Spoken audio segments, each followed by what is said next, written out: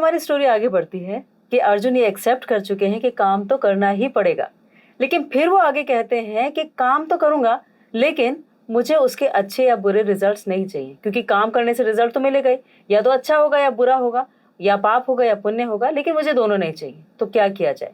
इसी का सोल्यूशन 3.9 में भगवान कृष्ण अर्जुन को देते हैं। तो क्या है, पहले श्लोक पढ़ते हैं। तो श्लोक है, यज्ञार्थ कर्मणो अन्यत्र लोकोऽयं कर्म बंधनः तदर्थं कर्म कौन्तेय मुक्त संग समाचरा। इसका अर्थ है कि भगवान विष्णु के लिए यज्ञ के रूप में किया गया कर्म अवश्य ही करना चाहिए, अन्यथा कर्म इस भौतिक जगत में बंधन का कारण बनता है। इसीलिए हे कुंती पुत्र, उनकी संतुष्टि के लिए अपने नियत कर्तव्यों का पालन करो और इस तरह तुम सदैव बंधन से मुक्त रहोगे। इसका मतलब यह हुआ कि काम को सिर्फ ड्यूटी की तरह समझने से, उसमें पर्सनल फायदा या नुकसान ना कैलकुलेट करने से, अपनी प्रसिद्धि, धन, पद इसके बारे में ना सोचकर करने से, भगवान विष्णु की प्रसन्नता के लिए करने से हमें बंधन नहीं होता। इसे ऐसे समझ सकते हैं कि एक बच्चा अपने पिता की खुशी के लिए कोई भी काम करता है, और पिता की खुशी क्या है कि सारे परिवार के लिए, सारे बच्चों के लिए जो अच्छा है वही इंपॉर्टेंट है, वही करना चाहिए।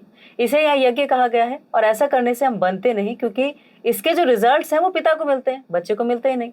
इसे लॉ ऑफ कॉन्ट्रैक्ट में प्रिंसिपल एजेंट रिलेशनशिप कहा जाता है, जो एक ऐसी व्यवस्था होती है जिसमें कोई भी व्यक्ति किसी दूसरे व्यक्ति को कानूनी रूप से अपने काम करने के लिए नियुक्त करता है।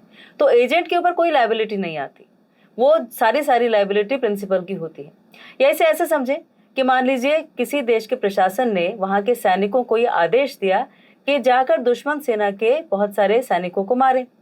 तो जब वो जो सैनिक है वो जाते हैं और मारते हैं, तो उसकी वजह से उन्हें कोई कर्म बंधन नहीं लगता, क्योंकि वो प्रशासन के कहने पर ये कर रहे हैं।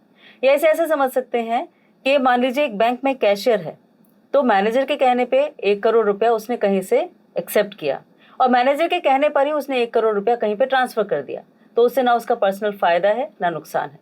यही भगवान कहते हैं कि तुम हार जीत, नफा नुकसान इन सबको छोड़कर, रिजल्ट के बारे में ना सोचकर, मैं कह रहा हूं इसीलिए युद्ध करो।